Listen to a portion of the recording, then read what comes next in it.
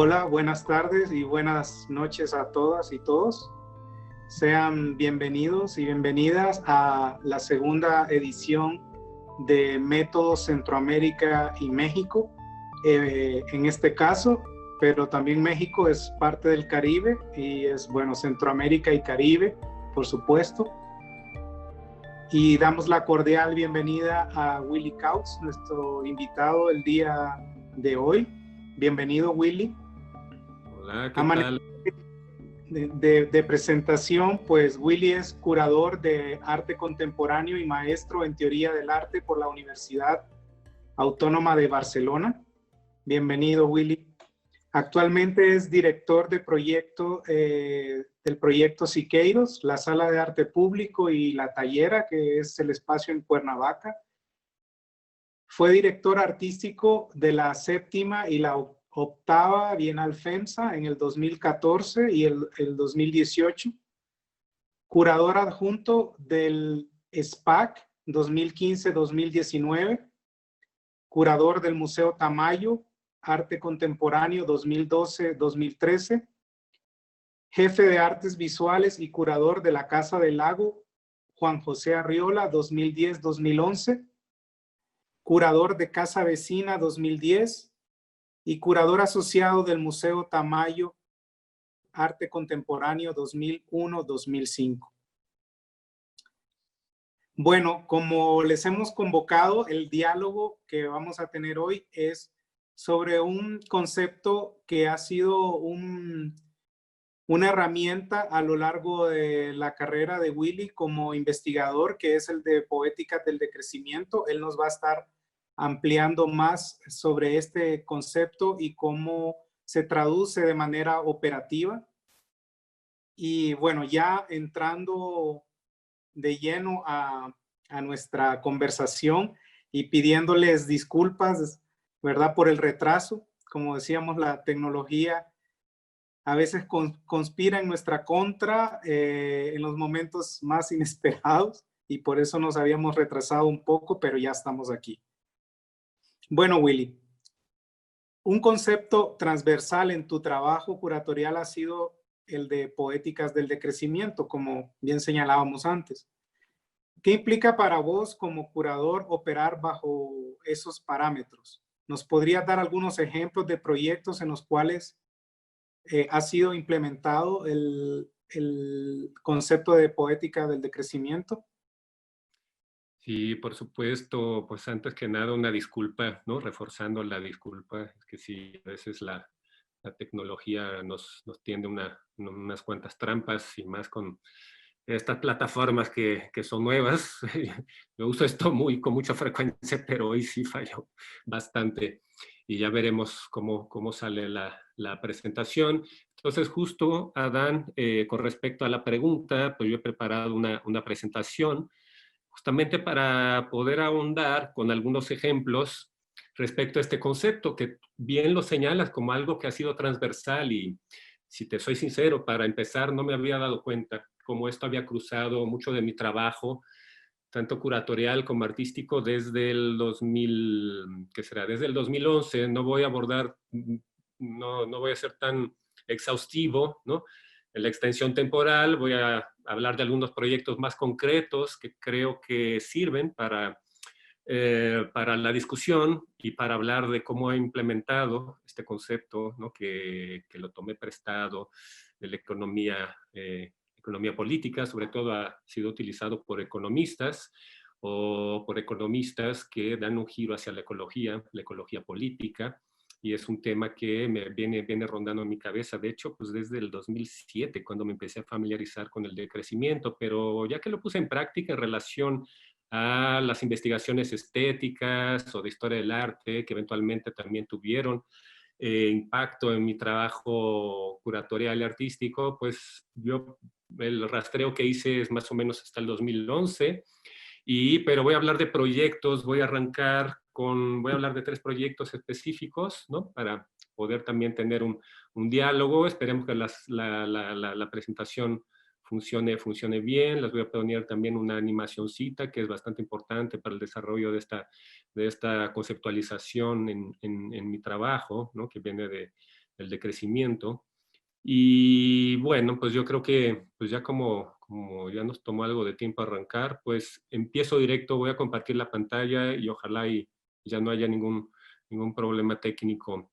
Entonces los 3 proyectos que voy a abordar son 3 exposiciones. Tropicalia Negra fue una exposición que hice en el 2015 en el Museo El Eco en la Ciudad de México, que fue un primer antecedente, yo creo, aunque no hablaba precisamente de decrecimiento, pero creo que fue una primera incursión a una reflexión sobre economía y ecología. Había una especie de cruzo y cómo esto afecta el campo de la filosofía estética y de la historia del arte. Luego, a donde abordé, pues ya más propiamente el concepto de crecimiento, fue una exposición en Casa del Lago, también en el mismo año. Ese título, ¿Quién es el dueño del mundo? Creo que voy a hablar de algunos proyectos específicos. Esto es una exposición que hice ya como artista, ¿no? Si bien como a veces pues migro de la curaduría hacia la producción de arte, pues en vez para muchos artistas que hacen curaduría, ¿no? Que sería al revés, pues yo pues más bien empecé a trabajar, a incursionar en producción artística desde la perspectiva curatorial. Entonces yo creo que este va a ser uno de los ejemplos. Creo que es bastante ilustrativo también de mi práctica. Y por último, voy a hablar de la 12ª Bienal FEMSA, donde por primera vez sí puse en marcha el concepto tal cual, ¿no? Con una invitación que tuve para participar de la reformulación de la Bienal, o sea, del modelo, del esquema de la Bienal, que era una Bienal de concurso, hacia una Bienal de programa, ¿no? Programática, curatorial. Y bueno, aquí sí pude desarrollar este marco conceptual, pues ya en un campo mucho más amplio, con bastante tiempo y con un trabajo mucho más colaborativo, ¿no?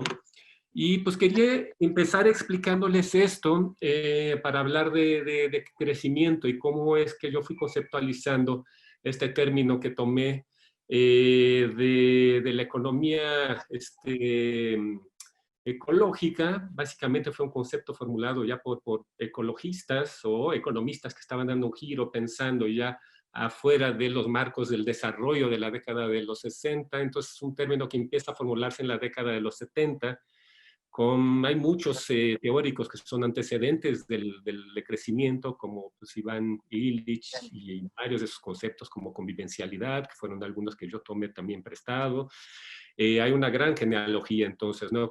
Castoriadis, que habla pues justamente de cómo tenemos que cambiar los imaginarios para salirnos de los imaginarios de consumo y del desarrollo que venimos arrastrando desde el siglo XVIII, conforme se va desarrollando las economías del capital, sobre todo en términos liberalistas, durante la época de la colonia, luego el capitalismo industrial, que son cosas que yo abordaré un poco más adelante, hasta el capitalismo financiero, y el Club de Roma, que fue un referente muy importante en la década de los 70, que escribieron un manifiesto donde aparece por primera vez el término de crecimiento económico. Y Malthus también ha sido un referente importante para pensar la relación de la demografía en función de los límites de los recursos naturales. Y básicamente, pues de crecimiento a grandes rasgos, pensando en términos de economía política, pues tiene que ver con una postura, si bien hay varias vertientes dentro del mismo decrecimiento, varias vertientes ecológicas que coinciden o que toman algunos preceptos que podrían relacionarse con el decrecimiento, básicamente la máxima del decrecimiento es que no podemos seguir creciendo ilimitadamente en un planeta con límites finitos, ¿no? Básicamente es esto, es como la máxima también de casi toda política ecológica o economía ecológica actual, ¿no? Pensar los límites del planeta, que ya lo hemos rebasado por mucho y estamos viviendo estos cataclismos ya sistemáticos. Y bueno, pues yo giro todas estas ideas al campo de las poéticas. He hablado de poéticas porque quiero hablar de prácticas artísticas que si bien no es que los artistas sean decrecentistas, pero yo creo que en términos de historia del arte podemos cruzar ciertos conceptos de la economía política y de la ecología con las prácticas que voy a abordar hoy en esta presentación. y mucho del trabajo que he hecho. Entonces, sí, efectivamente, Adán, pues yo creo que es muy asertivo de tu parte decir que ha sido un concepto transversal. Pues ahora sí yo creo que sí lo voy a tomar como tal, ¿no? Creo que tienes mucha razón. Y entonces quería empezar hablando de efecto rebote, ¿no? Y con esta imagen, que es una imagen que ha sido recurrente, yo creo que ya en mi trabajo, ¿no? Como pensar en cuando un gesto poético de lanzar una piedra al río o al mar o al agua como un gesto simbólico, y esta ondulación, ¿no? Que parece tener un patrón que surge de de ese gesto, ¿no? Esta expansión concéntrica, ¿no? Y que también podemos pensar que eventualmente se contrae, se expande y se contrae, ¿no?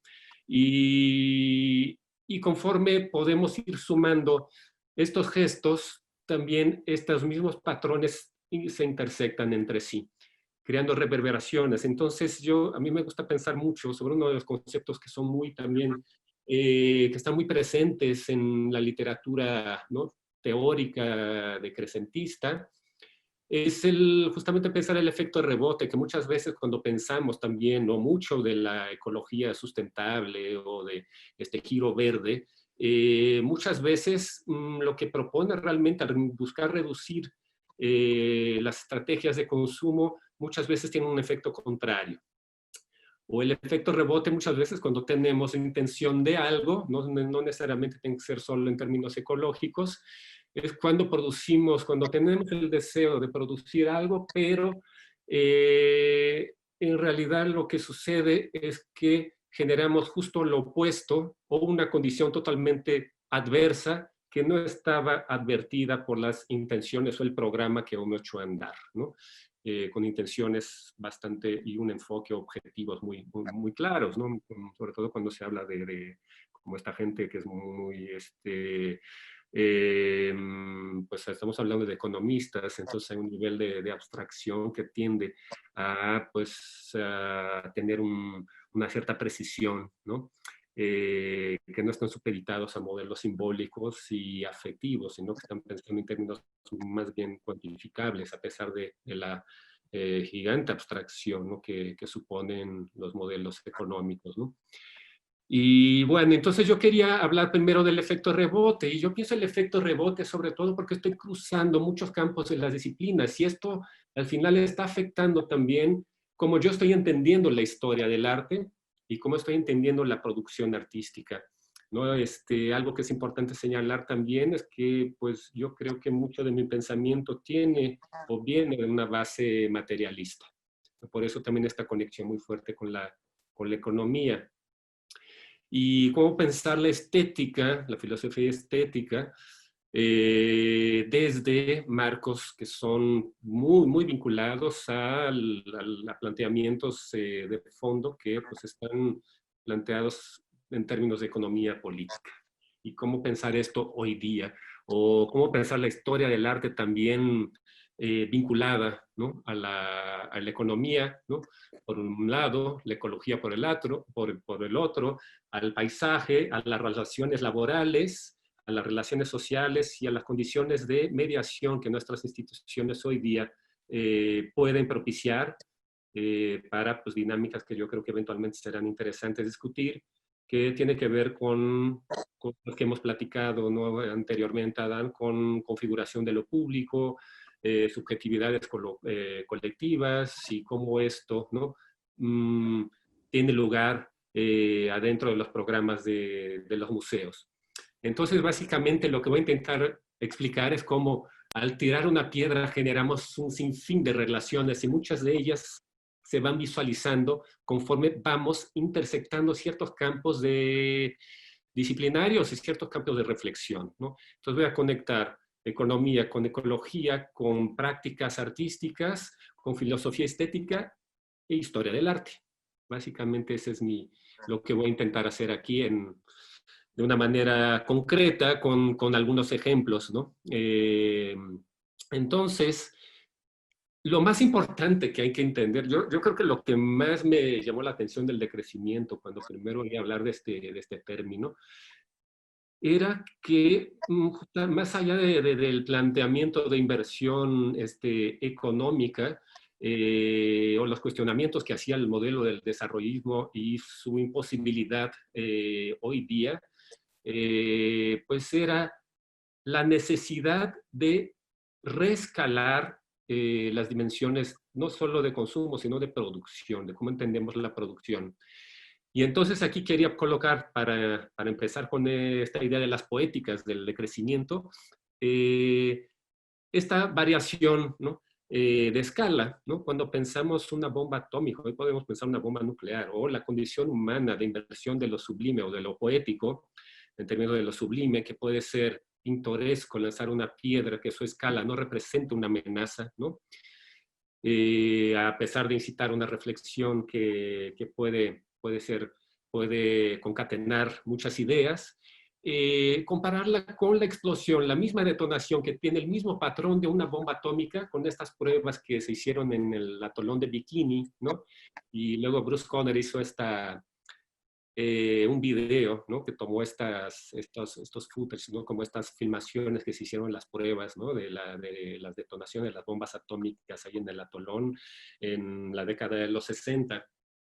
Y hacer este ejercicio de comparación de escala o de inversión de escala, es que yo diría que si pensamos en términos decrecentistas, tendríamos que salir del desarrollo que nos lleva a este tipo de configuración política que puede estar simbolizada por la detonación atómica, en el cual hay una inversión de la experiencia estética, donde lo sublime parece ser la autodestrucción que el mismo hombre, ¿no? puede causar, su autodestrucción o la destrucción total del planeta, que ya está en las manos del hombre, no es la amenaza de la naturaleza, a una escala que parece ser no solo humana, sino que parece que tener una capacidad de simbolización poética que implica una reducción y esa reducción es una transformación, un giro de nuestra visión con respecto a cómo nos comportamos o cómo percibimos nuestra relación con el planeta.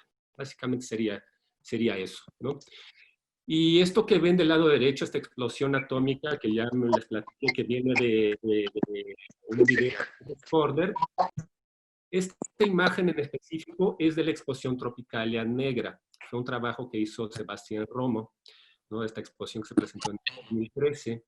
Y esta exposición era lo que se proponía era trasladar todo el programa suprasensorial del TICICA al contexto de la arquitectura emocional de Matías Geritz, ¿no? Entonces no voy a profundizar mucho en esto, pero lo que intentaba era justamente también con este trabajo, estas colaboraciones con Sebastián Romo, así se tituló la exposición, y esta fue una comisión específica y que tuvimos, luego voy a enseñar algunas otras fotos de esta misma instalación, era reformular la Tropicalia en términos de esta inversión de la experiencia estética de lo sublime y también las implicaciones que tiene hoy día nuestra relación con el medio ambiente, donde la naturaleza ya no es percibida como una naturaleza tropical un poco festiva, amigable, en la cual pues el ser humano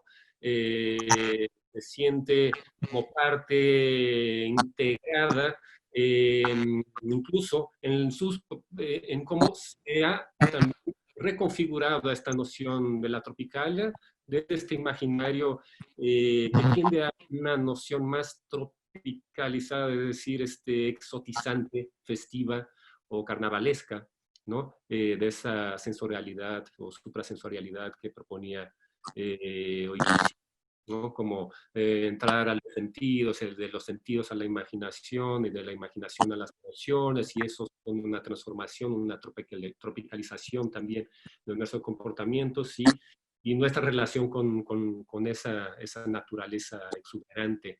Aquí sería todo lo contrario, por eso la inversión de esta noción tropicalizada, exótica, hacia una versión totalmente oscura, que más bien parece ser un espacio dentro de la psique humana, en la cual ya la naturaleza se nos presenta como, ya no como una amenaza, sino como un espacio dentro de nuestra propia psique, ¿no? y por lo tanto ya hay una especie de inversión, ¿no? Eso yo también diría que es una de las estrategias decrecentistas o de las políticas decrecentistas, donde nuestra percepción de lo tropical está totalmente trastocado por las crisis, por los cataclismos, por los incendios que hemos visto en los últimos años, por los desastres naturales.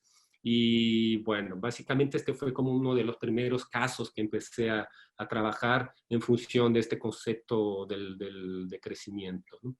Y bueno, y todo tiene que ver entonces con estos cruces de campos disciplinarios, estos giros, estas relaciones entre economía y el medio ambiente, y la relación del hombre con las fuerzas productivas, y las fuerzas productivas, las organizaciones sociales, y las necesidades de rescalar. Y ahí es a donde de rescalar es todo este campo de relaciones, y ahí es a donde justamente entra el campo artístico.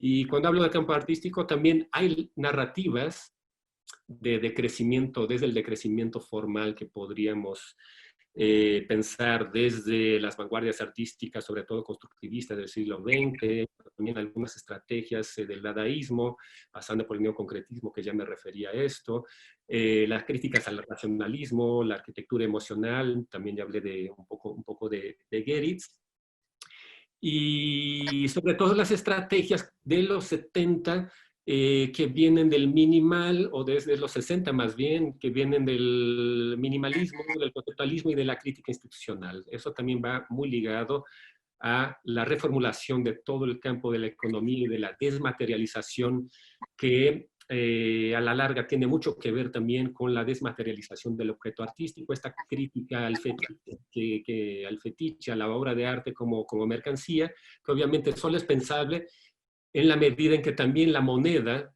es decir, la economía se desmaterializó en sistemas financieros. Hay una desmaterialización también de los modelos económicos.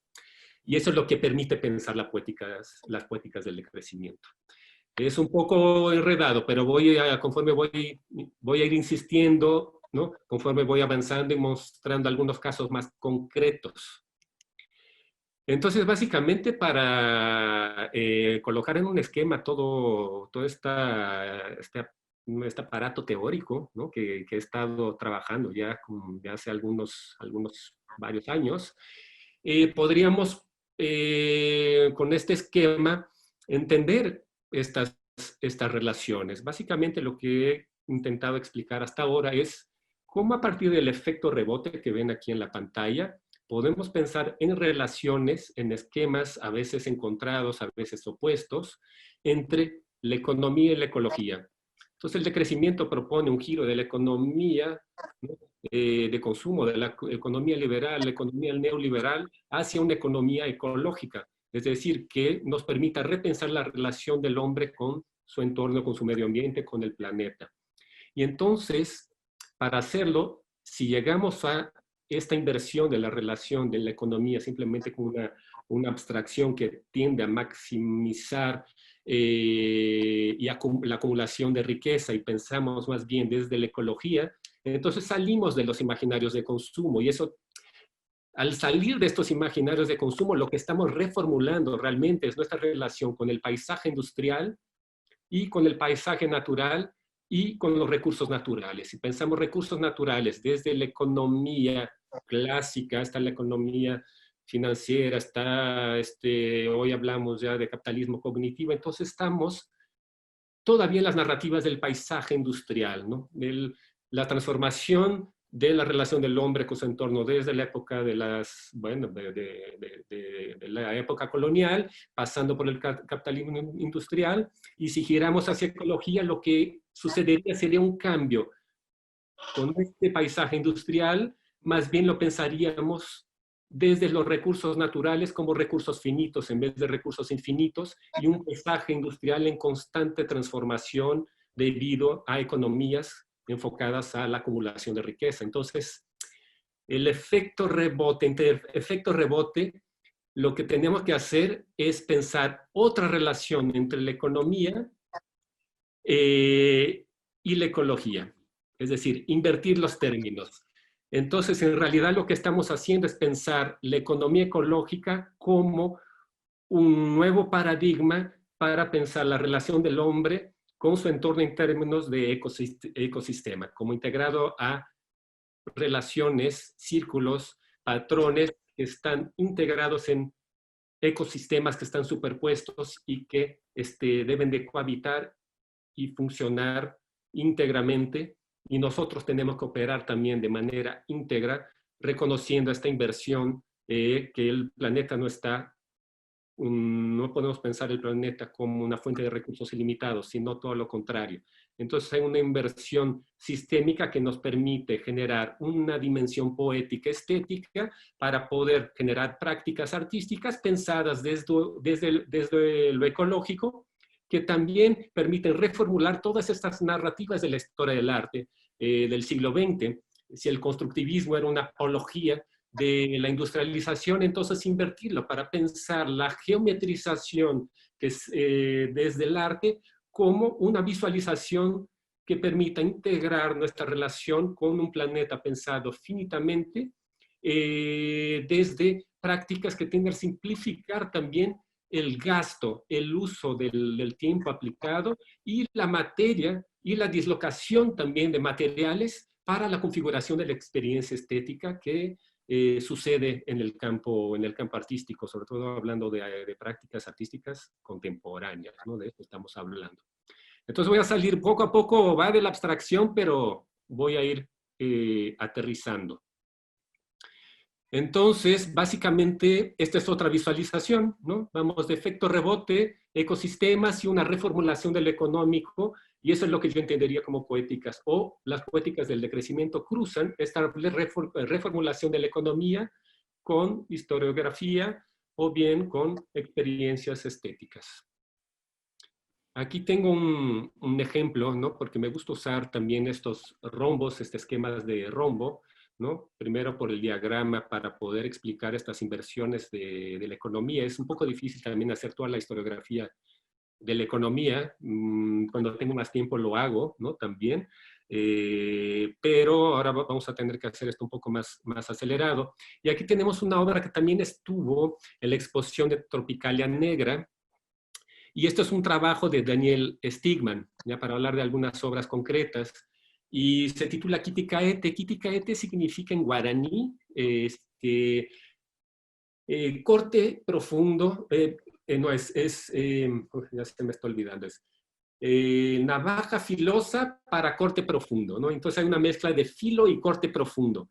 Y él hace estos diagramas, estos rombos, ¿no? Este esquema en rombo, que justamente es esta cosa que les mencionaba antes, ¿no? De cómo hoy día pensamos la geometría o trabajos que requieren de un mínimo esfuerzo para su ejecución, como una representación de la naturaleza y ya no como una apología constructivista de los procesos industriales de transformación social por acumulación, ¿no?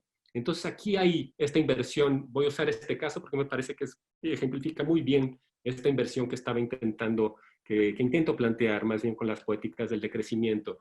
Si bien hay lenguajes que reconocemos en la historia del arte, podemos decir, pues hay un poco de concretismo, neoconcretismo, puede ser poesía concreta, pero aparece la imagen, aparecen imaginarios, ¿no? Por lo mismo, el imaginario de la selva, pero ahora reconfigurado por una geometría que es un collage creo que era de, no sé, 12 por 7 centímetros, es una cosita muy pequeña, y un trabajo que requiere un mínimo esfuerzo, pero que tiene una potencia poética. ¿Es un collage de fotos, Willy? ¿Perdón? ¿Es un collage de fotografía?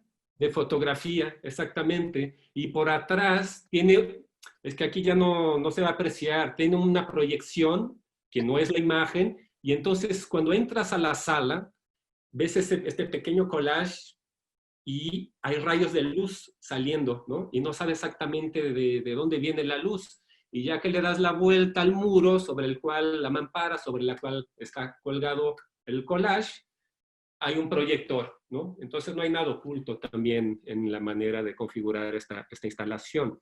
Pero es este trabajo que dialoga con toda esta tradición constructivista y que ahora se plantea Daniel no es que, bueno, no es que sea un decrecentista, insisto, no es que los artistas sean decrecentistas, pero pues él retoma mucho de antropología muy reciente de Viveros de Castro, viviendo en Brasil, ¿no? Como que se acercó mucho a estas visiones que plantean una inversión del multiculturalismo, una inversión ontológica, como lo plantean, de una manera muy sencilla, ¿no? Para decirlo rápidamente más bien, sería invertir el multiculturalismo, que es la versión occidental, por la versión de culturas, ¿no?, autóctonas, que más bien ven un multinaturalismo, ¿no? Entonces hay una inversión ontológica donde nosotros vemos pluralidad de culturas, ellos ven una pluralidad de naturalezas, ¿no? Básicamente sería ese el giro. Y Daniel Stigman está más cercano a ese tipo de teorización que viene desde el campo de la antropología social y de los antropólogos brasileños, que yo creo que afectaron mucho del trabajo que viene de esta tradición constructivista brasileña que conocemos, todo este modernismo que luego pasa por el neopoetismo, Tropicalia y etcétera. Y aquí creo que están estos lenguajes, pero ahora reorganizados con una manera de producir y de pensar la relación del hombre con su entorno que puede también enunciarse desde esto que yo llamo poéticas del decrecimiento, ¿no? Como un concepto paraguas de inversión de las prácticas constructivistas a una reformulación de los lenguajes geométricos para significar una nueva disposición del hombre hacia su entorno. Y tiene que pasar forzosamente por antropología, tiene que pasar por teorías sociales, tiene que pasar por economía, tiene que pasar por una crítica también de la inscripción artística, para que existan nuevamente estas reformulaciones de estos lenguajes que conocemos ya pues, que cruzaron todo el siglo XX, ¿no? Y que tuvieron presencia no solo constructiva en las vanguardias europeas, sino que se reformularon también a grandes rasgos en nuestro continente. Pues yo hablo desde Brasil, mucho desde Brasil, porque, bueno, pues yo nací en Brasil, a pesar de que llevo 31 años viviendo en México, pero estoy muy familiarizado con el arte, con el modernismo, con el arte moderno brasileño, ¿no? Y bueno, entonces vamos avanzando. Y aquí quería entrar a la exposición que hice en Casa del Lago, y aquí yo trabajé como artista, y fue la primera vez que yo puse a prueba este concepto del decrecimiento. Tuve una invitación del curador Víctor Palacios para hacer una especie no, más bien hacer un proyecto cruzando curaduría y producción, no necesariamente una curaduría en la cual yo presento un concepto y luego intento ilustrarlo o argumentarlo o fundamentarlo, presentarlo como una suerte de diagnóstico por medio de una selección de obras o comisiones, sino que la invitación fue bastante particular.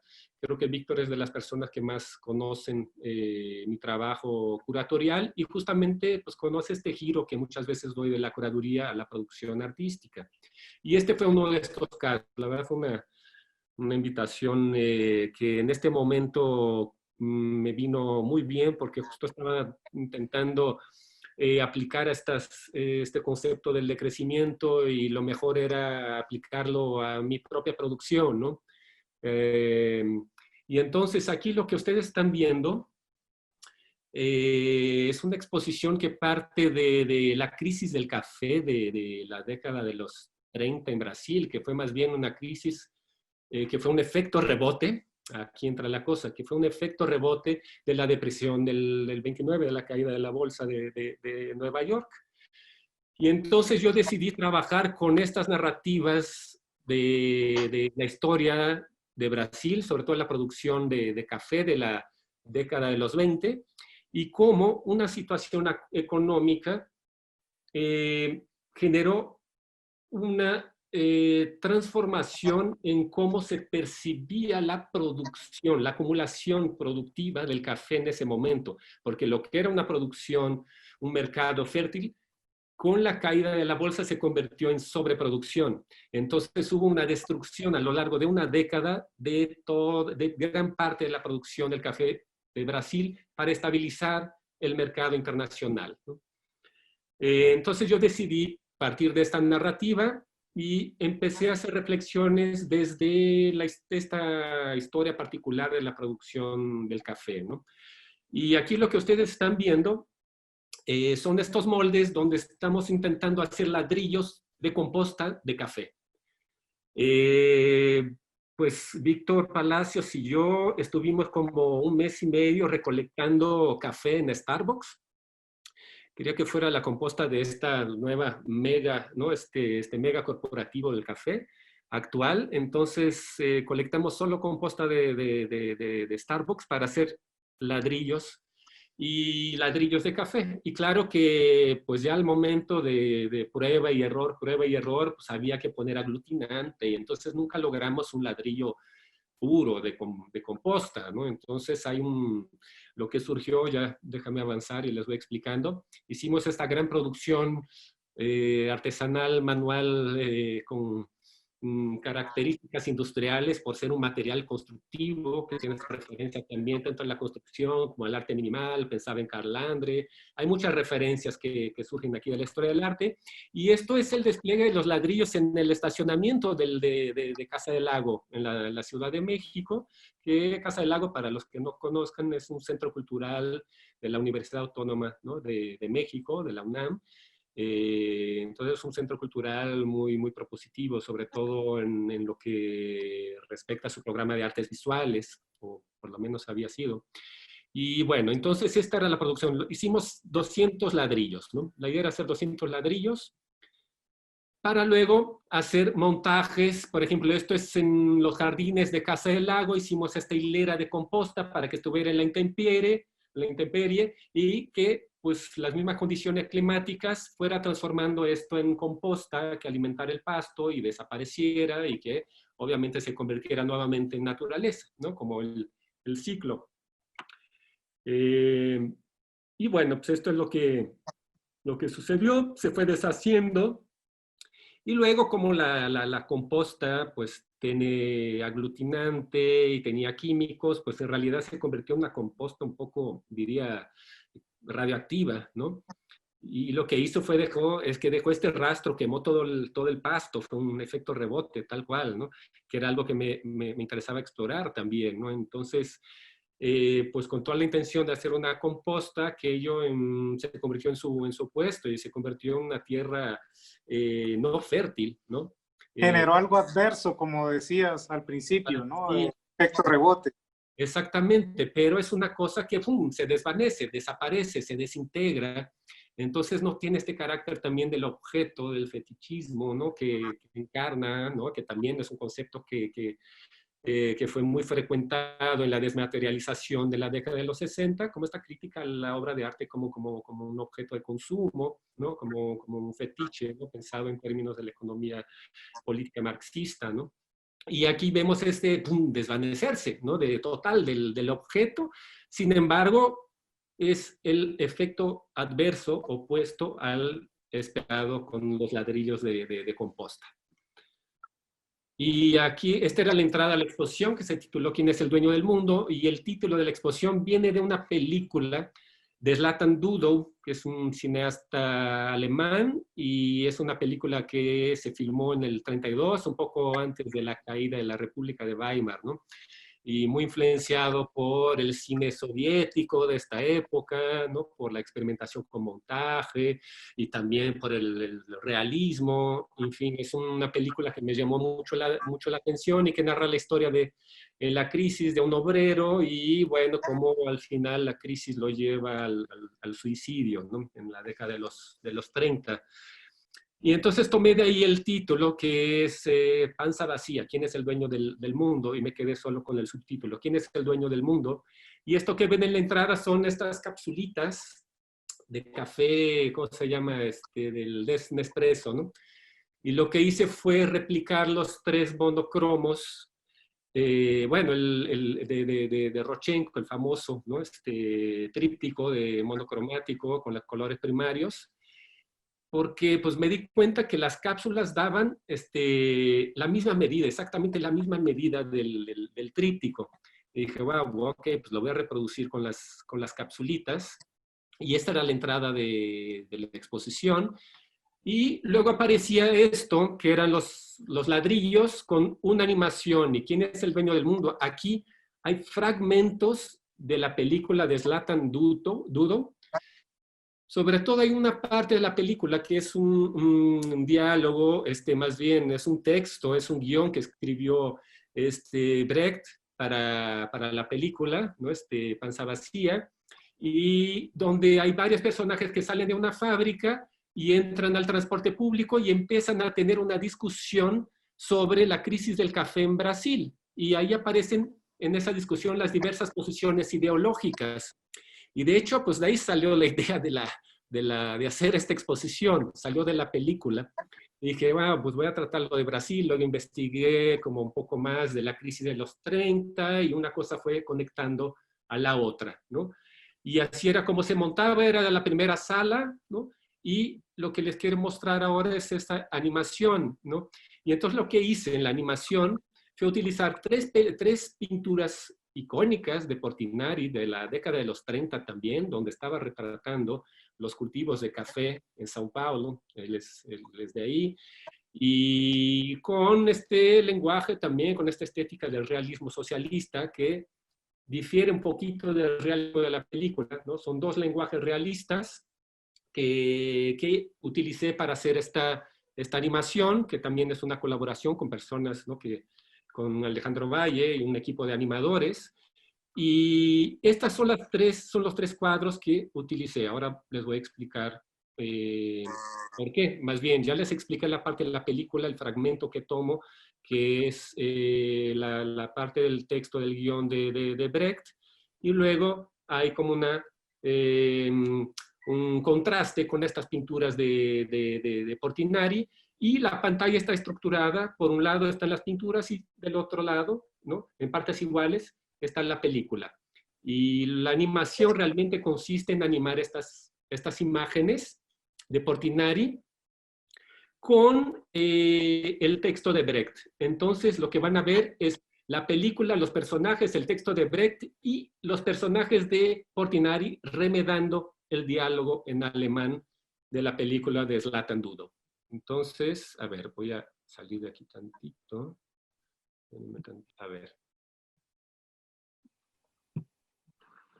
Ahí va, ok.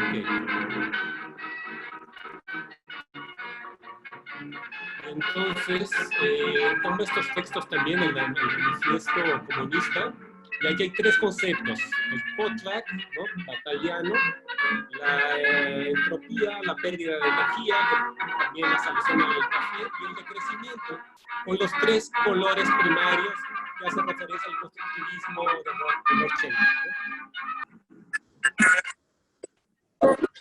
24 Millionen Pfund Kaffee verbrannt.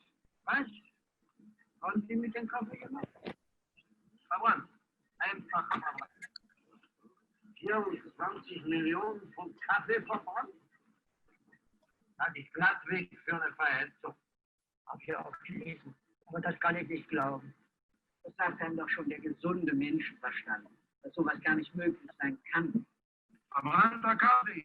Erst in der Weltwirtschaft. Hier, bitteschön. Im Sandhutz, dem größten Kaffeehafen der Welt, lagert mehr Kaffee, als die Welt fähig ist zu kaufen. Alles zusammen 12 bis 15 Millionen Sack. Mehr als eine volle Jahresproduktion Brasiliens. Und da immer mehr Kaffee zu diesem Kaffee hinzukommt, lässt die Regierung den Überschuss verbrennen. Brauchen Sie gar nicht erst vorzulesen. Den Käse kennen wir. Wir haben teuren Weizen und arbeitslose Industriearbeiter, während Argentinien teure Industriewaren hat und arbeitslose Landarbeiter. Und das Ganze heißt Weltwirtschaft und ist eine Affenschande. 24 Millionen Pfund Kaffee verbrannt? Das ist aber auch wirklich eine Affenschande. Und Sie können das ja machen. Sehr richtig. Willy, no te escuchamos porque se mezcla okay. Was soll denn das eigentlich für einen Zweck haben? Das ist doch die reine Bosheit von den Leuten. Bosheit? Die sind nicht mal bösartig, wenn sie nicht hier sind. Die wollen die Herren wohl noch in Schutz nehmen, was? Die finden das ganz in Ordnung, dass die den schönen Kaffee verbrennen. Hallo, ich meine, das hat ja der Herr gar nicht gesagt. Der Herr hat ja ganz klipp und klar gesagt. Was haben Sie doch gleich gesagt, Herr Nachter? Steht ja alles hier drin. Da haben sie das gemacht, weil sie den Kaffeepreis hochhalten wollen. Sehen Sie? Sehen Sie, wir müssen hohe Preise bezahlen. Warum zahlen wir die hohen Preise? Wenn uns die Hände gefunden sind. Weltpolitisch. Ja, richtig. Wenn wir eine Flotte hätten, hätten wir auch Kolonien. Wenn wir Kolonien hätten, hätten wir auch Kaffee. Und wenn wir Kaffee hätten, na, was wäre denn Ihrer Wertmeinung nach? Sprechen Sie ruhig aus. Sie gehen die Preise wohl runter, was? Das sollen Sie ja nicht. Aber Geld machen wir doch das Geschäft. Die verdienen doch nicht an dem, was sie wegschmeißen, sondern an dem, was sie behalten und uns teuer verkaufen. Es muss immer weniger Waren da sein, gebraucht wird. Sonst gibt es doch kein Geschäft. Geschäfte kann man doch bloß machen, wenn es immer noch Leute gibt, die was brauchen und nichts kriegen. Richtig. Die werden die Welt nicht ändern. Und die Dame da wird sie auch nicht ändern. Und der Herr auch nicht. Und Unpartei schon wie Sie. Schon lange nicht. Und dieser Herr hier, der wird die Welt auch nicht ändern. Dem gefällt sie ja so, wie sie ist. Und wer wird sie ändern?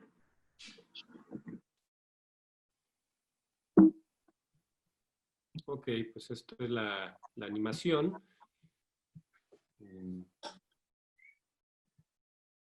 Y bueno, luego estará la sala principal, ¿no? de la exposición, en la cual están estos montajes con los ladrillos composta, simulando obras de calandre, estas cubetas con los colores primarios, con composta de café y plantas de café, entonces una referencia a la antropofagia de la planta alimentándose de sí misma.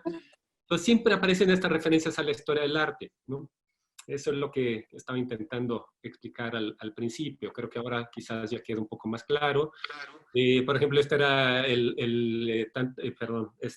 Anemic Cinema de Duchamp, en el cual cambiaba el texto y se volvía también, y puse los colores primarios hizo un collage con el Rodchenko, los colores los monocromos de Rodchenko.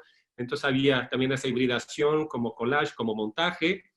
Y también acompañaba la exposición. Aquí ya me salté, hay un montón de collages que luego van a aparecer unos cuantos más adelante. Y, por ejemplo, esto fue un montaje que se hizo en Mérida, ¿no? Por la humedad, pues ya no se fraguó el ladrillo. Hicimos solo 7 ladrillos, ya no voy a meter en eso, aunque son anécdotas muy interesantes que también tienen que ver con el crecimiento y cómo ir solucionando sobre la marcha las problemáticas de producción de los proyectos.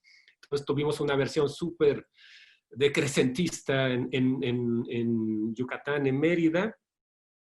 Y lo que presenté ahí más bien fueron las bolsas. Entonces decidí utilizar las bolsas tal cual como las entregan, ¿no? De Starbucks, con las cubetas y muchas de las imágenes de los cartelitos, de los cuadritos que aparecían en Casa del Lago, que son estos, los hice carteles.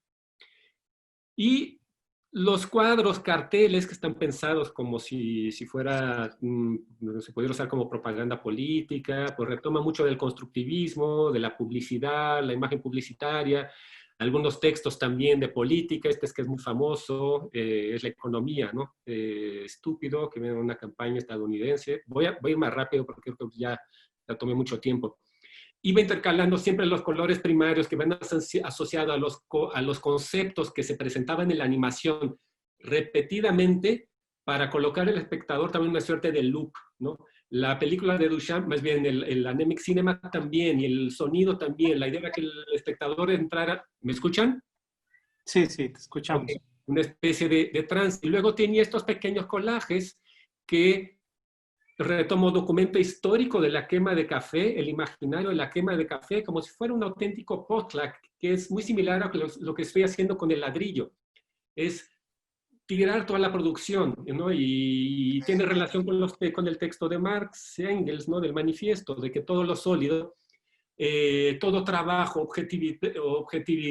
objetivizado en tanto valor, al entrar en un sistema económico de abstracción, al convertirse en cambio, se desvanece en el aire, ¿no? Y había estas referencias, pero como desde la perspectiva simbólica, de quemar un producto que en sí mismo es energía y que tiene el potencial de convertirse en composta, ¿no? Tenía ese doble sentido.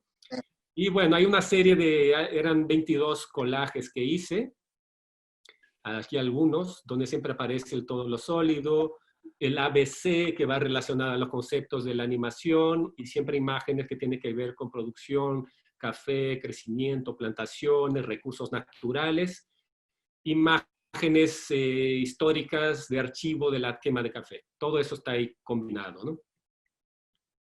Y luego aquí está Víctor Palacios, también siempre es algo que es muy común en mi trabajo como artista, el desmontaje performático, porque al final siempre termino destruyendo la exposición o parte de, ¿no?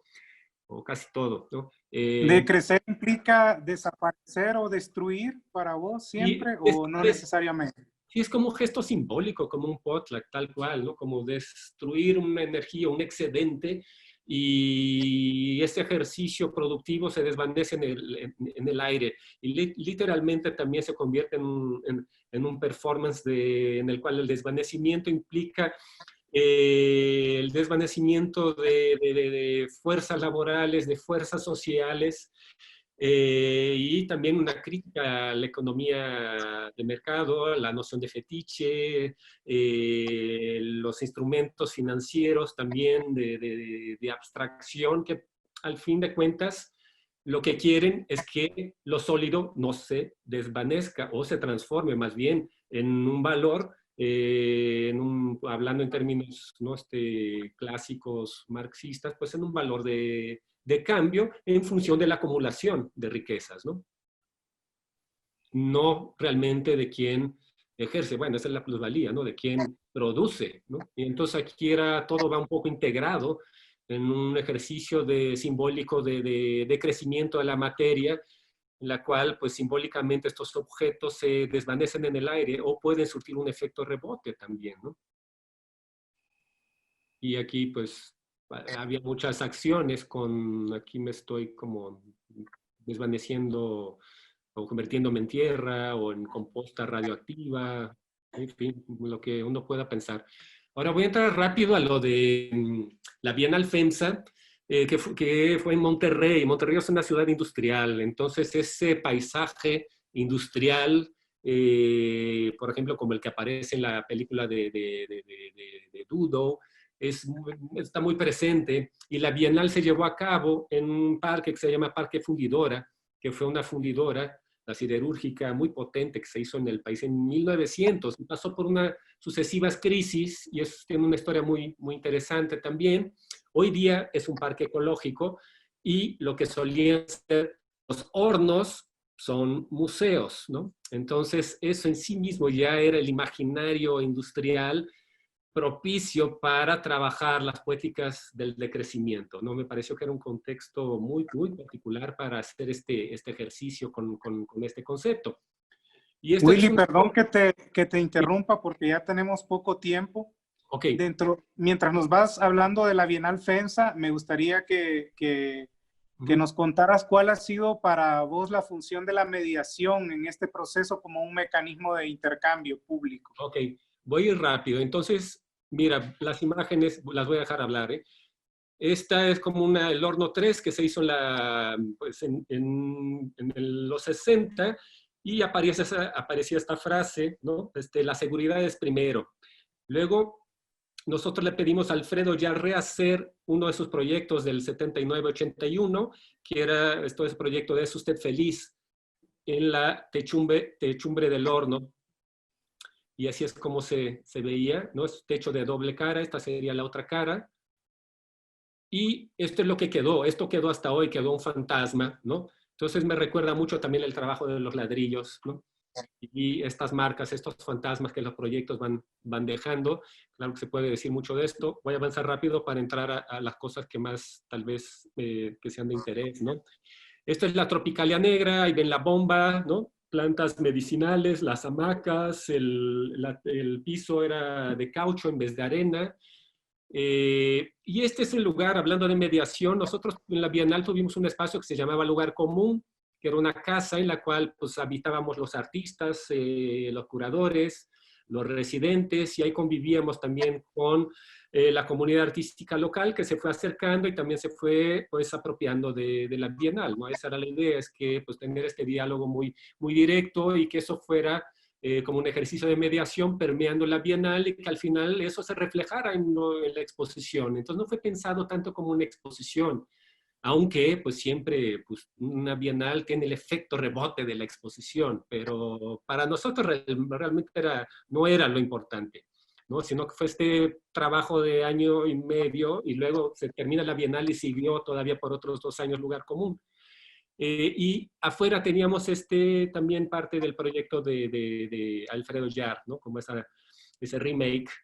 Y lo que propuso aquí Sebastián Romo, que fue alguien con quien trabajamos desde el arranque, ¿no? Como este proyecto de mediación. Entonces el primer proyecto fue hacer la casa de cero, y lo que propuso Sebastián fue hacer una carpintería para hacer todos los muebles, hacer todo el mobiliario y diseñar todo lo que hacía falta en la casa, incluyendo el logo, que terminó siendo, bueno, pues el logo del Lugar Común, ¿no? Y para ya entrar a preguntas, quería solo dar una pincelada rápida, ¿no? Con este proyecto, ¿no? De la casa que tuvimos ahí durante la Bienal. Y, por ejemplo, este es un proyecto de Gabriel de la Mora en la azotea de Lugar Común. Gabriel lo que hizo fue adquirir pinturas de género paisajes que compró en mercados de pulga, y conforme iba comprando las obras, las íbamos subiendo a la azotea, y estas obras se fueron, al estar en la intemperie, se iban también descomponiendo, se iban borrando, se iban desdibujando, se iban borrando, literal, ¿no? La imagen se iba desvaneciendo, y él lo que quería hacer era hacer referencia a ese paisaje de Monterrey, al ser una ciudad industrial y donde los cerros, una ciudad con cerros muy, muy pronunciados, como las areneras y cementeras van recortando los cerros y transformando ese paisaje. Y él quería referirse desde la pintura de género a esa transformación, de tal manera que la misma atmósfera, ¿no? De ese paisaje interfiriera en la representación y borrara la representación, ¿no? También como un ejercicio circular para poder hablar también de estos decrecimientos, pérdida de energía, de la materia, de la representación, de la confrontación con el paisaje industrial, el efecto del paisaje industrial en el paisaje natural, etcétera. Cosas que ya insistí mucho al comienzo de la charla. Así era como se veía. Solo voy a hablar de estas 2 cosas porque si no es demasiado. Y, fin. Aquí, entonces, si quieren, podemos platicar un poco, cosas que no mencioné, tal vez, Adán, y que tú querías preguntar. Yo sé que hay varios temas, pero no, pues con esto de que nos tardamos un poquito, ¿verdad? Lo siento. Gracias, Willy. Mira, 2 cosas en particular, que nos ampliaras un poco más sobre la mediación como mecanismo de intercambio con el público, ¿no? Y esta otra idea de interpelar subjetividades, que es de algo que has venido hablando también. Nos gustaría pues saber de qué manera se llevan a la práctica en este momento en las apps ese objetivo de interpelar subjetividades. Sí, yo creo que eso es central ahora también, y yo creo que es consecuente pensar también en mediación y ya no en términos de audiencias ni de públicos, sino con este contacto muy, muy directo, ¿no? En la cual uno tampoco puede pensarse como alguien que está formando un público. Por ejemplo, en Lugar Común a veces convocábamos gente, hablábamos de la Bienal, pero era para abrir un diálogo, así más bien queríamos tener una interlocución. Entonces realmente lo que estás propiciando es un diálogo de subjetividad a subjetividad, y eso en realidad lo que empezó a configurar, a veces de manera muy breve, ¿no? Son pequeños momentos son procesos de subjetivación, ¿no? Entonces, justo cuando hablo de interpelar subjetividades o subjetividades colectivas, estoy hablando del arte o de estas dinámicas de mediación que ya no están pensadas solo en función de la relación que puede tener un curador como mediador del objeto expositivo, ¿no? Y un público como una charla unidireccional, sino programas y plataformas que permiten el diálogo y momentos que que pueden entenderse como procesos de subjetivación, en la cual realmente hay una retroalimentación. Entonces, no estás pensando en el público como vamos a formar público, no estás pensando en numeralia de audiencias, no estás pensando en si fue exitoso el programa porque vinieron tantos, aunque uno siempre tenga esa presión detrás, pero en realidad aquí la apuesta y hablar de decrecimiento tenía que ver con invertir también esos modelos que rigen mucho de nuestras prácticas y que no permiten que nosotros también pensemos o nos pensemos como sujetos en diálogos y por lo tanto estamos en un proceso de subjetivación colectiva constante y para esto sirve estas dinámicas que giran de lo expositivo, del dominio del expositivo, del objeto expuesto, hacia prácticas que pues realmente tiene que ver con las relaciones entre las personas, ¿no? Si somos 3, 10, 20, bueno, pues no debería de importar y creo que menos ahora, ¿no? Yo, la verdad, las discusiones mejores, tal vez, que tuve, ¿no? Pues es difícil decirlo, ¿no? O parece que, o establecer parámetros de valoración que parecen ser objetivos, pero muchas de las discusiones sucedían a veces, como siempre, estamos en un espacio que se llama lugar común, pues vienen los artistas, hablan de sus proyectos, hay un feedback, una retroalimentación y después es el momento realmente donde hay esa convivencialidad, ¿no? Donde surge la Bienal, pues en la cerveza, ¿no? En cocinar, justamente ahí es a donde sucedía la Bienal, ¿no?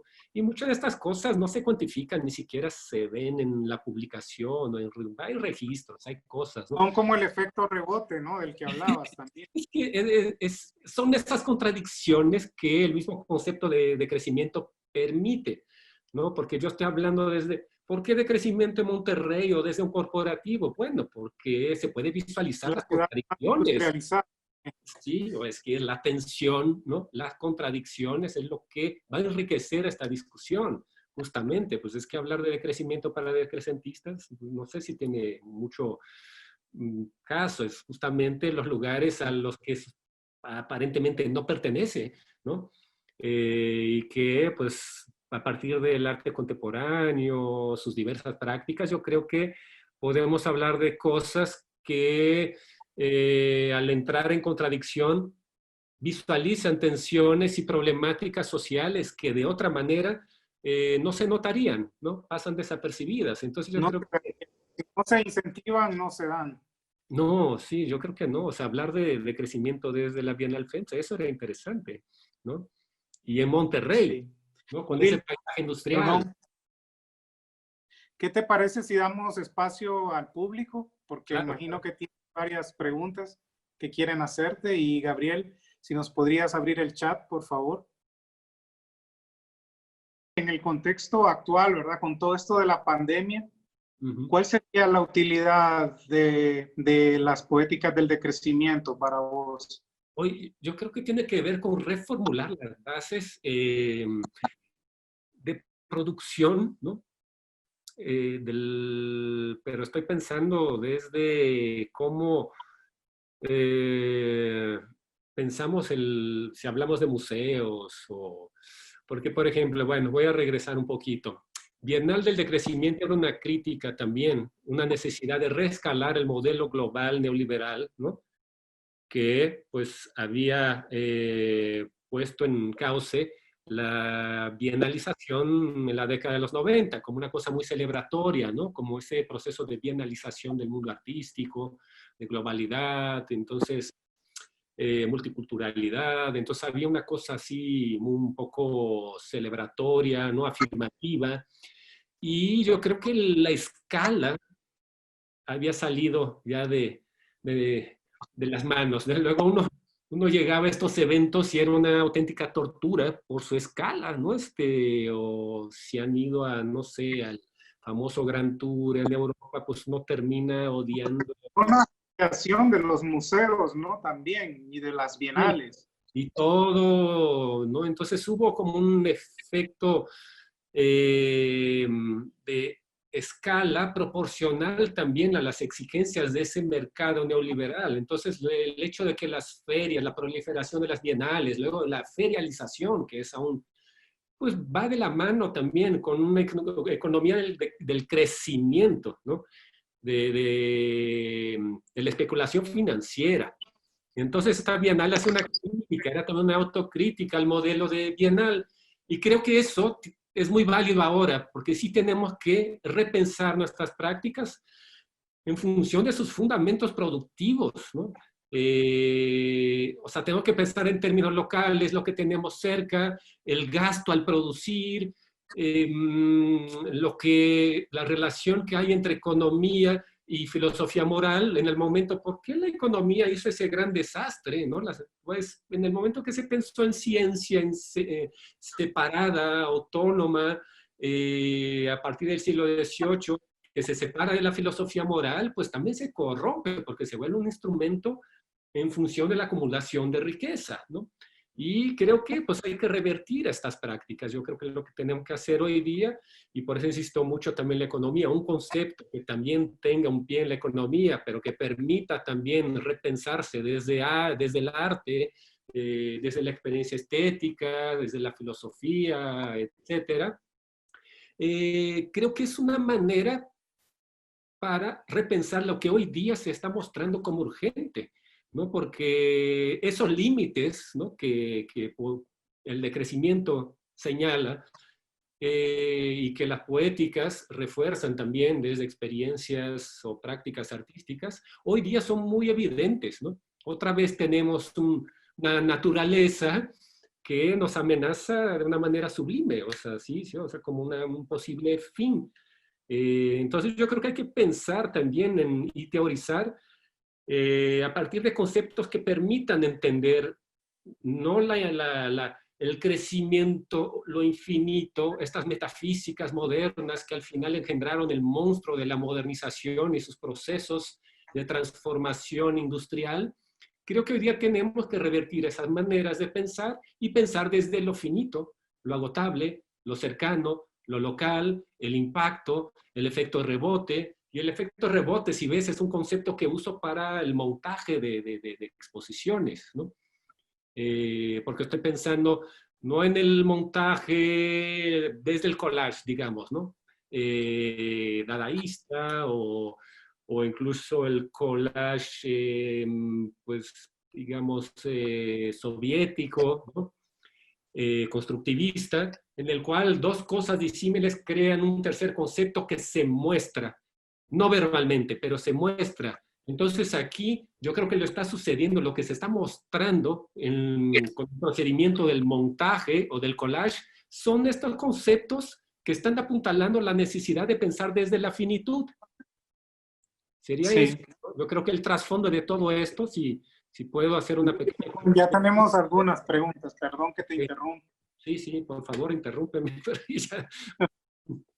De Diego Ventura dice, hola Dan y Willy, me da mucha curiosidad, al existir un efecto rebote en los modelos de bienal que ya han trascendido el cubo blanco, ¿existiría la posibilidad que de nuevo se vuelva con más fuerza?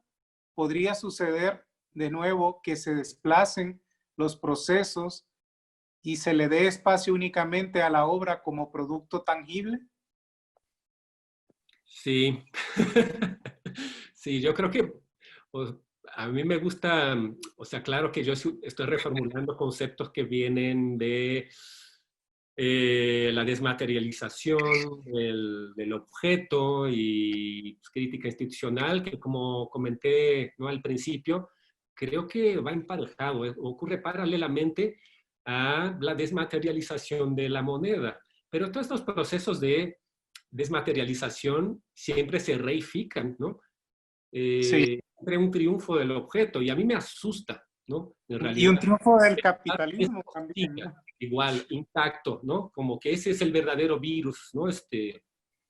Que nunca, que logramos entender contradicciones, visualizarlas, pero al fin y al cabo, las cosas regresan a su cauce es el mercado, por lo menos la experiencia que hemos tenido hasta ahora, ¿no? Y pues cuando hablabas, Adán, ahora también, o sea, que fue muy interesante tu comentario de si ese desplazamiento de la curaduría o esta migración de la curaduría hacia práctica artística tiene que ver con el decrecimiento.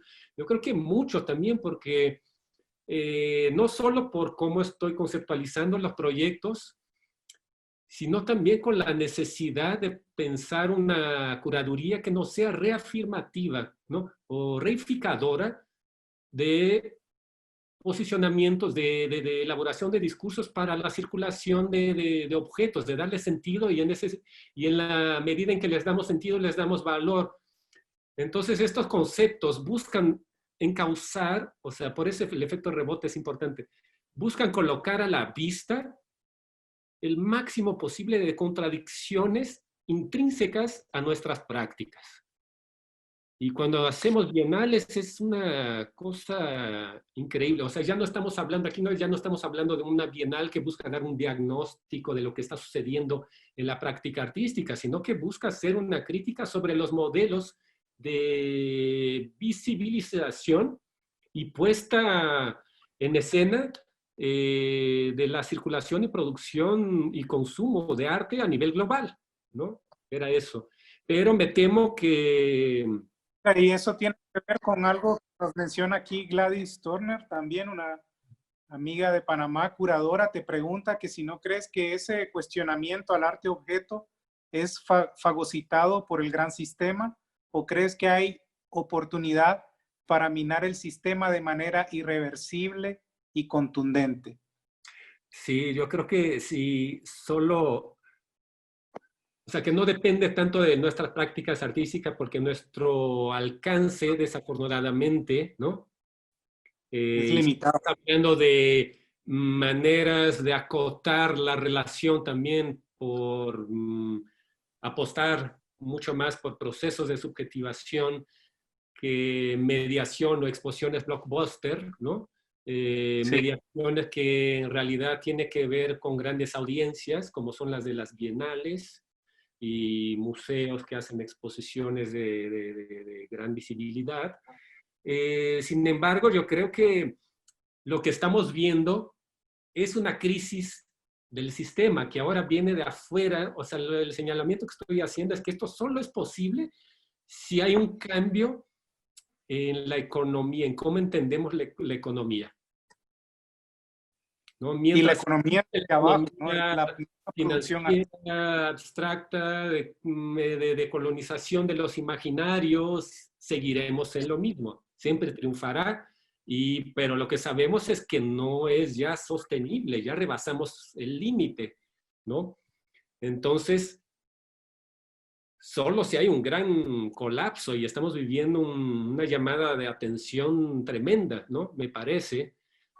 Sin embargo, yo creo que la acumulación de riqueza siempre encuentra su cauce, ¿no? Pues luego pasa economías de servicios. O sea, hoy día pues estamos hablando de un capitalismo que opera en nuestras cabezas. Entonces, ¿cómo descolonizar estos imaginarios? O sea, es una cosa súper difícil. Y si estamos hablando del arte versus publicidad, propaganda, mercancías en un sentido amplio, ¿no? Y no esta mercancía incómoda que puede llegar a ser el arte, sobre todo el arte contemporáneo, que tiende a ser siempre autorreferencial, autocrítico, o que te incita a pensar críticamente sobre el mundo. Pues ocupamos un nicho de visibilidad siempre muy pequeño, a pesar de la bienalización, ¿no? Sí. Y estas grandes ferias, estos mercados, pero al final, pues triunfa la economía de mercado, ¿no? Siempre hemos visto esto sistemáticamente, como las crisis o los cataclismos que hoy vivimos, eso quizás los pueda frenar, ¿no? Nos obligue, espero que futuras generaciones sí replanteen por pues, los fundamentos mismos de la producción artística, cosa que ahorita nosotros no, o hasta ahora no lo hemos hecho. A pesar de haber habido crítica institucional, ¿no? Que vienen de ciertos países también dominantes, los discursos de la desmaterialización, que bien puede pensarse desde muchos contextos diversos, pero es un concepto totalmente anglosajón, ¿no? Al cual no, y que viene hace tiempo desde la desmaterialización y lo que Benjamin venía hablando del aura, ¿no? De la obra de arte. tampoco.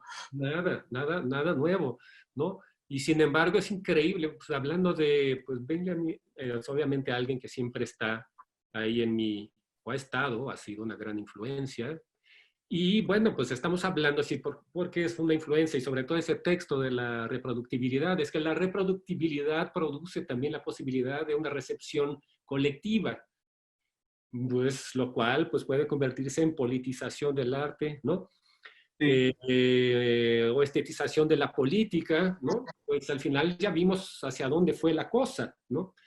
La politización del arte pues no ha tenido el gran nicho que se esperaba para en términos de esa recepción colectiva, ¿no? Pues en realidad triunfó pues fascismo, ¿no? Cosa que también hoy convive con estos cataclismos terribles Sí. y con esta destrucción infrenable, ¿no? Pues, si vemos las medidas que se están tomando, yo hablo también en el caso de México, pues vemos un gobierno que piensa de una manera desarrollista, ¿no?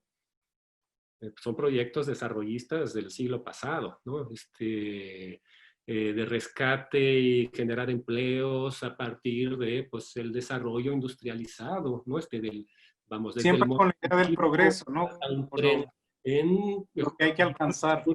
figura del progreso. Entonces, ante eso, ¿qué tanto podemos hacer?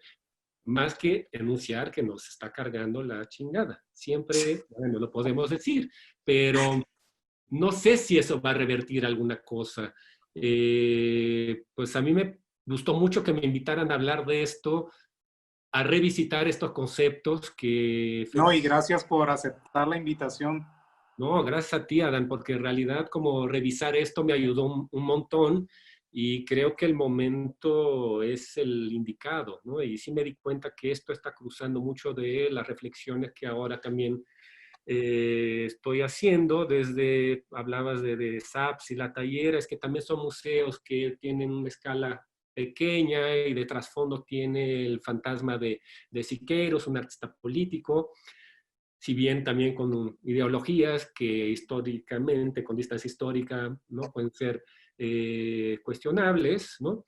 Sin embargo, era una reflexión sobre la configuración, la relación entre arte y la configuración de lo público, la transformación de la sociedad en una sociedad justa que, pues, lo que planteaba al final pues, puede sonar hoy día propaganda, ¿no? Ideología. Sin embargo, es un trasfondo muy interesante para pensar hoy día procesos de subjetivación que inciden en cómo estamos repensando lo público, es decir, nuestra dimensión ética en relación a nuestro entorno, ¿no? Creo que el arte, estética y ética hoy día van de la mano y de la misma manera que economía debería de girar hacia la ecología, porque la única manera que yo veo, y bueno, pues creo que mucha gente que he leído más bien, que podríamos subsanar este mal, ¿no? De la acumulación, ¿no? Y de que todo se tiene que transformar en riqueza acumulable. Y pues que al final pues, es la causa de la gran injusticia y la destrucción de este planeta, ¿no? Que pues seguimos así, tiene sus días contados, ¿no? Esto, Sí. ¿no? Pues a muchos supongo que estamos acá nos queda claro, pero esa es la discusión, ¿no? Ese es... Bueno, Willy, Uh-huh. pues mira, desgraciadamente el tiempo, pues nos pasamos, ¿no? Pero muy rica la conversación. De verdad que es algo que da para más tiempo, ¿verdad? Seguir conversando sobre estas ideas que son muy, muy oportunas y muy necesario discutirlas en nuestro contexto porque, bueno, países más vulnerables como los del Istmo Centroamericano y el Caribe, pues Uh-huh. es importante que nos repensemos no solo desde lo público, sino desde la idea misma de la producción artística y un poco desmitificando, ¿verdad? Estos referentes blockbuster o de artistas exitosos que siguen esta, y en el fondo esta idea de progreso, ¿no? Que es muy unilateral y muy, muy también darwiniana, ¿no? Sí, Y de verdad que pues ha sido muy, muy gratificante escuchar tu disertación sobre esto. Como dije antes, pues son temas que dan para mucho y esperamos pues seguir conversando, ¿verdad? Sobre estas cosas en otros espacios que ojalá pues se sigan dando, ¿no? Y bueno, y darte las gracias en nombre del Museo de Arte Contemporáneo de Panamá y pues por haber aceptado esta invitación de nuestra parte, ¿no? El equipo de Método Centroamérica y México y el Caribe, y de parte de Débora y el resto pues de compañeros del equipo que nos apoyan siempre para hacer posibles estos diálogos. No, pues muchas gracias a ustedes por la invitación, ¿no? Por el Museo de Arte Contemporáneo de Panamá y esta plataforma, ¿no? Método, que veo que han tenido discusiones bastante interesantes.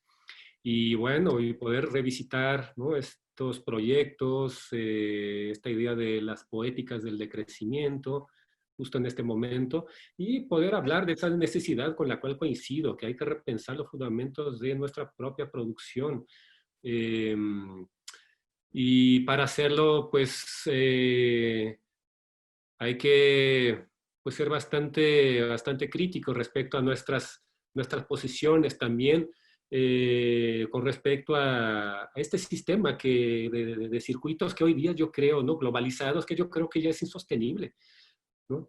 Desde estar viajando en avión de un lado a otro, hay contradicciones que son interesantes y hay unas que pues realmente pues son difíciles hoy día de sostenerlas, ¿no? Sí, así es. Difícil de sostenerlas, ¿no? Y bueno, pues un poco mi percepción o mi manera de abordar estas problemáticas, pues es estos saltos entre los problemas que tenemos con el peso que tiene la economía, ¿no? En las decisiones que tomamos, ¿no? No solo nuestros gobiernos, pero que tomamos nosotros en tanto ciudadanos también, nuestras prácticas ciudadanas como inciden también en las políticas públicas, ¿no? Y pues el arte pues nos puede dar mucho, no creo que nos salve, pero yo creo que es un buen lugar para reflexiones que son firmes, ¿no? Con convicciones y sustentadas en una manera de elaborar teoría y de pensar que hoy día son muy necesarias. Sí. Bueno, Willy, te mandamos un fuerte abrazo y gracias. Esperamos vernos pronto y a todos y a todas los que nos acompañaron, ¿verdad? Muchas gracias por la paciencia también, por habernos esperado un rato a resolver el problema técnico y bueno, que tengan una linda noche y hasta pronto.